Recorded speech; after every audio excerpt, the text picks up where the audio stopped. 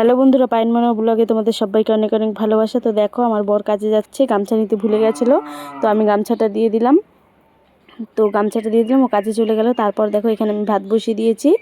আর এখানে দেখো, আমার শাশুড়িমা মাছ কুটছিল, মানে মাছ কাটছিল। 2 পদের মাছ এনেছে, বাটা মাছ, আর এগুলো খলসে মাছ, এগুলো 2 পদের মাছ এনেছে। এখন আমি সবজি কাটবো। তো দেখো, আমার শাশুড়িমা আম কুড়িয়ে নিয়ে আসছে, আম দিয়ে চাটনি করবে, তার জন্যই। আর এখানে দেখো ডাটা আর টমেটো আছে এই ব্যাগে। আর এখানে আরেকটা আম আছে। তো এগুলো এখন কাটবো, তার আগে আমি একটু খেয়ে নিই। তো এখানে দেখো, রসমালাই এনেছিল, আমার মেয়ে খেয়েছে অর্ধেক, আর অর্ধেক আমি খাবো।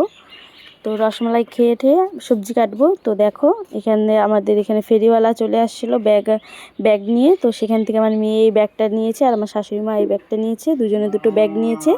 আমি নিইনি, আমার ব্যাগ আছে তার জন্যই। তারপর দেখো, এখানে আমি আমগুলো কেটে রোদ্রে দিয়ে দিয়েছি। আর এখানে দেখো, ছোট মাছের চচ্চড়ি করে নিয়েছি, আর আলু দিয়ে আর ভেন্ডি দিয়ে ভাজা, আর টমেটোর চাটনি। তো ভিডিওটা কিরকম লাগলো, টাটা।